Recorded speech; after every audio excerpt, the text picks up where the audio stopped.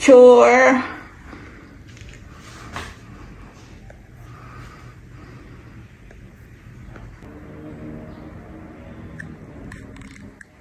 Hello po, magandang hapon. Update po tayo.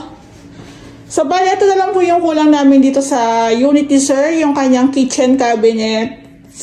Actually, maliit lang yung cabinet ni Sir, so kayang-kaya na po ito ni Ray.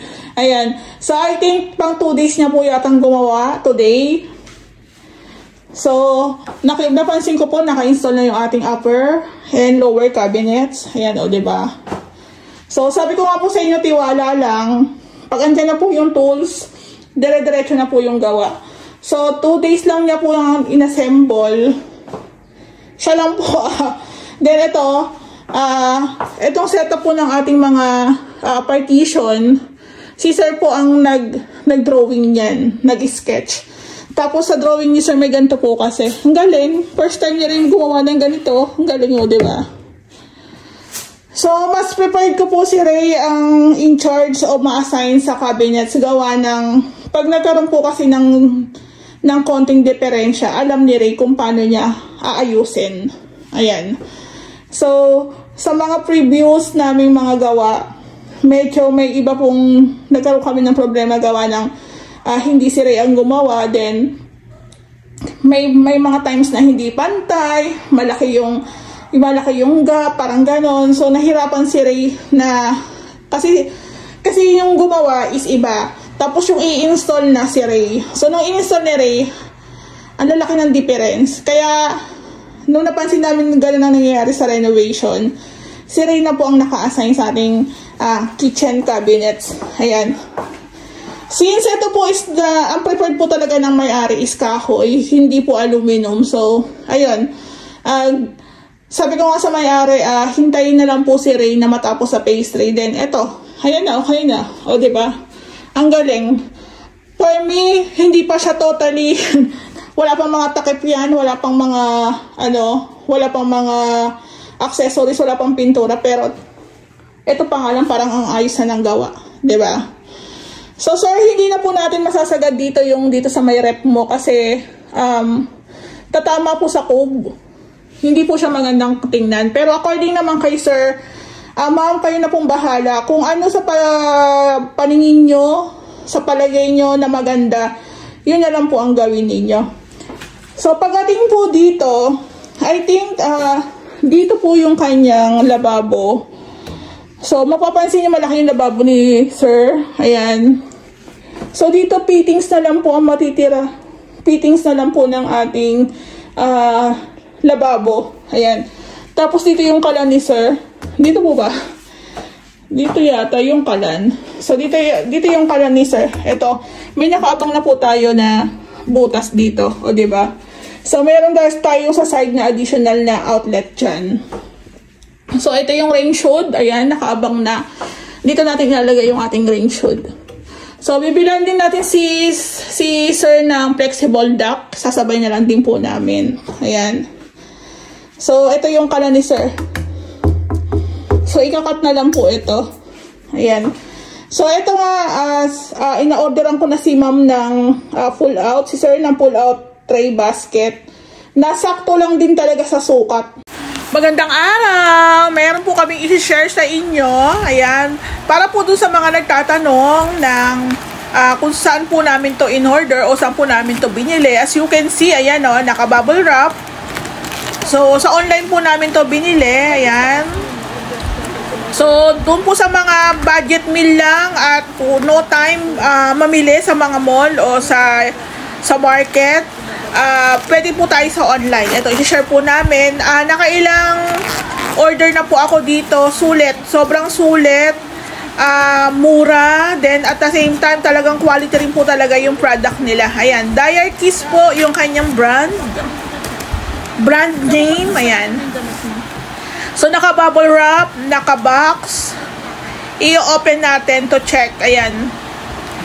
Since si client ko po is nasa ibang bansa, ako na lang po ang inutusan niya na bumili na itong kanyang pull-out basket. Ayan po. Pull-out tray basket po ito para po sa kitchen. Ayan. Medyo sealed na sealed talaga siya. Maraming tape. Very good. So, sana walang damage. Pero, sa shop na to, legit talaga na hindi pa ako nabigo. Ayan po. 2-in-1 na po siya. Pull out tray basket po siya. Ayan. May kasama na rin siyang clear na tray. Ayan po. So, doon nga po pala sa mga nagpaparenovate ng unit, ng bahay, nagpapagawa ng cabinets, wag po kayong basta-basta na lang o-order sa online. Kunin nyo po muna yung pinakasukat kasi minsan, marami po kasi siyang sizes. May malaki, may maliit, may sakto lang. So, kunin nyo po muna yung sukat na magpipit po doon sa ginagawang cabinets. Ayan, para maiabang na rin natin. Ayan. So, thank you po. Ayan. So, ito nga po yung sinasabi ko sa inyo. May delays lang pero we make sure na maayos po namin ito-turn over sa inyo yung inyong mga units. Ayan. So, ayun lang po yung aking explanation dito sa aking updates. Ayan. So, yung ilaw ni sir, ikakabit na rin po natin yan sa mga susunod na araw. O, diba? Pag nakita nyo to, di sir, matutuwa siya. Ayan. So, sakto lang sa pinaka-setup. Ayan. Diba?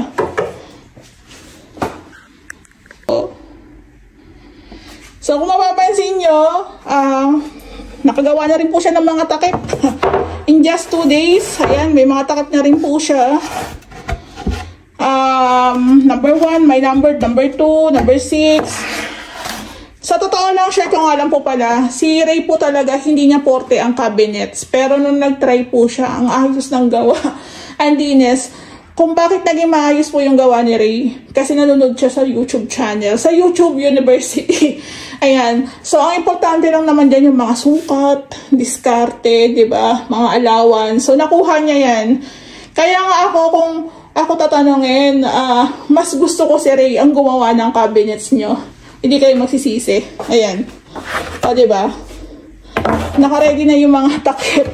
Parang konti na lang yung kanyang ikakat. Sa baba, wala na po tayong masyadong gagalawin dyan. Gawa ng puro fittings na lang po ng yung tangke, yung pull tray. Dito naman po yung ating mga fittings. So, ayan.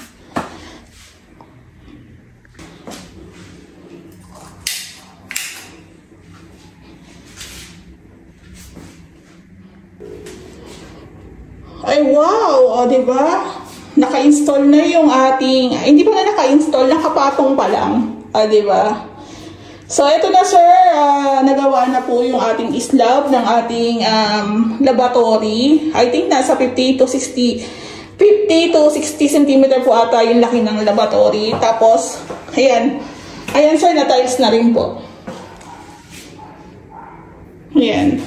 So, yung toilet bowl ni sir, naka-install na rin po siya. Ayan. So, meron na rin tayong ilaw dito, exhaust. Ito na lang po yung babalikan namin. Pintura po ng ating kornisa. Tapos, install na lang din po ng mga accessories. Ayan po. Bali, ang pagkakaalam ko po, according kay sir, papatapos lang po muna yung unang bugso ng kontrata. Tsaka niya po ipapagawa yung additional.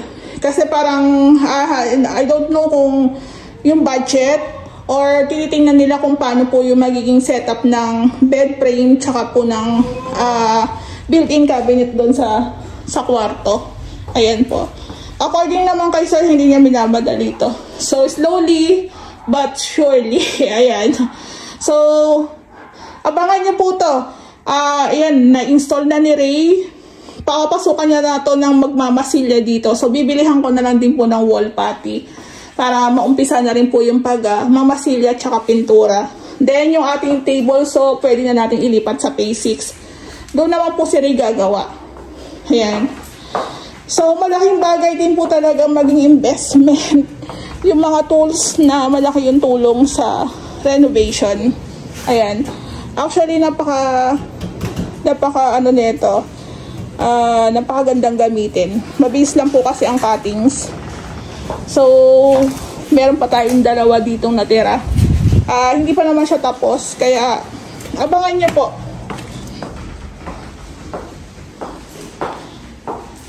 Ayan.